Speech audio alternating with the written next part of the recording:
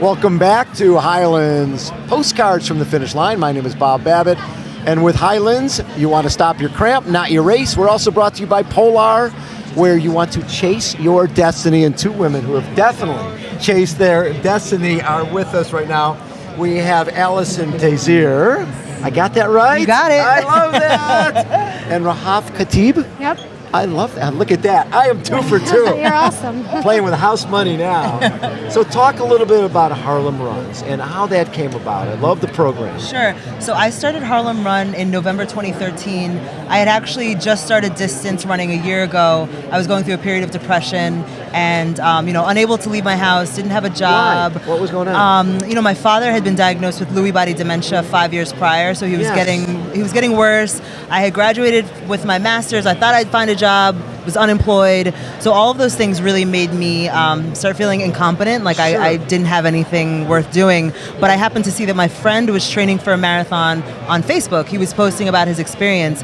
And I don't know, I was like, you know what? I have nothing good going on in my life right now. He seems to be enjoying himself. Let me try this impossible goal. Yeah. And I ran my first marathon, raised $5,000 for the Leukemia and Lymphoma Society.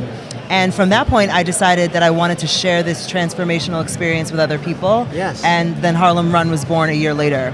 And the whole concept of Harlem Run was primarily for women, primarily for men, for anybody. For anybody. And the idea is really to create a community space that's inclusive. Yes. And that anybody, a beginner, could feel welcome. So we have walking group, run walking group, from like 7-minute pace to 13-minute pace. And it's really just about letting people know that there's a space for them. And people run for all different reasons. Sure. But they have a home with us.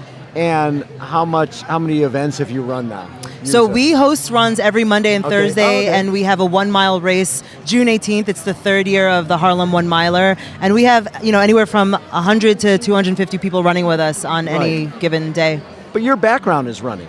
Well, no, when I was little, my nickname Powdered Feet comes from the saying, Haitian Creole saying, you never see the person, just their footprints in powder. So I was very active as a child, but then really stopped being active and didn't find it again until 5 years ago. So, the Rahaf, for you, were you athletic growing up? I was not. And where did you grow up? I grew up in Michigan, Dearborn, Michigan. Yes. And I was not really athletic at all, actually, except for gym classes, which I loathed. I absolutely hated running and never expected myself to become a runner at all. And I've only been running 5 years and been running full marathons for 3 years. And Boston will be my 7th marathon. Wait a minute. And is the biggest challenge the hijab? Is that correct? Hijab, yeah. Is it the hijab Yes. and having to be fully covered? Yes. As I was telling someone before who was asking me the same exact question, really isn't a challenge unless you see it as a challenge. Okay. I'm that's a good used point. to it. I've trained with it. I train with long sleeve and long pants. And in fact, ultra marathon runners, they wear long sleeves. It's recommended. Elvis wears long sleeves. Yeah, exactly. Because it helps keep them cooler out on the trails and stuff like that, and protects them from sun rays and harmful sun, So, it's really not that hard. I can wear any shirt I want to wear that's long sleeve, that's, tech material, dry fit material. The hardest part was just trying to find something that covers, my hair and my head, and Nike now is coming up with a hijab, and there are a few other companies that actually make an athletic hijab as well. So I'm going to try one out tomorrow. Yeah. What was interesting is a number of years ago I was in Abu Dhabi for a race, and a lot of the women there have it because they can't go out and train in shorts and top. Right. They need to train. They wanted to train someplace where they could feel safe, right? Where they're not in the public. Exactly. So they would close the Formula One track for one night a week for women who normally wear the hijab to run in normal and ride bikes and all the rest of it. But they were having an issue over in the UAE with obesity, and because people weren't working out. Exactly. It's too hot to go out and too hot to go out walk on the street and wearing the hijab. Yeah, and is that an issue? Do you see that? Obesity is an issue. Obesity is an issue for sure.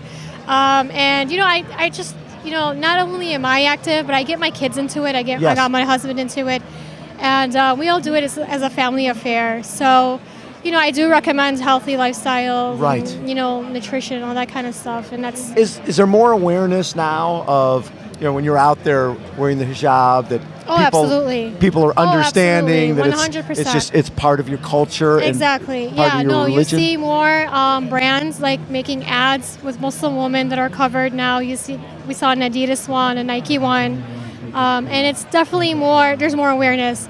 Growing up, there wasn't anything like that. Nothing, no, and right? I grew up like in Michigan, so we have lots of a prominent Muslim community in Michigan. Yes. But yeah, the awareness is much better now than it was from before. And you were also on the cover of Fitness Women's Running magazine. Yes. Women's Running. Good for you. Yeah, thank you so much. Yeah. That's a real statement. Yeah. And what is your goal here? My goal, I fundraised for Syrian refugees through the charity SARN, Syrian American Rescue Network. I raised $16,000 for them. That's amazing. Thank you. And, I thought it's just a way of giving back and helping humanity as a whole. And I feel like they're guests in our country and that we need to help them. They have very limited resources and very limited government help. So this was one way for me to run Boston and at the same time help for a dire cause. I love that. Thank you. And what are your plans after Boston? You have some other races planned? Hopefully to finish a 6 world major marathons. So after Boston, maybe New York. That'll be my 4th world major, and then I'll have 2 more left. And then yeah. So Alison, talk a little bit about how many kids and how many adults are part of your program now. Yeah, we have, like I said, on any given week, we have between 100, 200 people who come out and run with us. And we have special events like this 1 mile race where we have over 500 people who participate. Right. So, what we found at the beginning was I was almost afraid to have kids with us because I was like, the liability, we want to make sure that everybody's safe. But what we found is that it really created a space for parents to come with their children and for it to be a great environment for them to just bond through that. So we have kids as young as 6 years old. We have people in their 60s and 70s who run and walk with us. So it's all ages. Now, you also did you do a run from New York down to DC during the Women's March? Yeah, so I feel a lot of what Rahaf says resonates with me too, because I feel like we run for reasons bigger than ourselves. Communities. Yeah, our communities. So I ran recently from Harlem to DC with over 1,000 people participated along the way, and we raised $100,000 for Planned Parenthood in 30 days.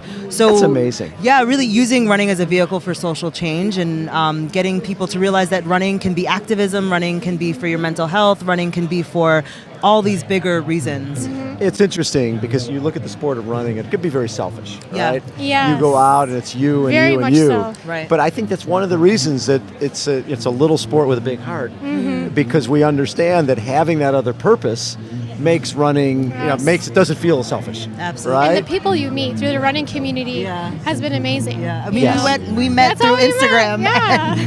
and have just How'd you found through Instagram. we both have follow been, each other in the Women's March. That's how I Yeah. learned about Allison. And So you were part of the Women's March as well? I was not, but just spectating and watching them on social media, and it's an amazing, thing that they did. Yeah.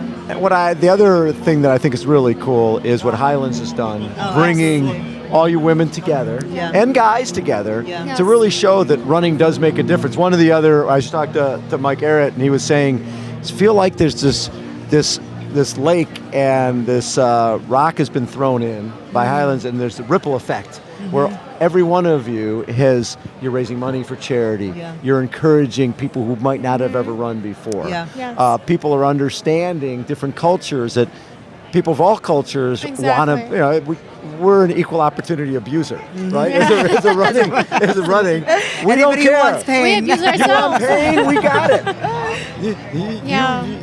Doesn't matter what your background, what your size, And weight. that's the spirit of the marathon. Right. It is totally the spirit. That is of the the spirit of Boston. That's what makes Boston strong. It's the people, the community.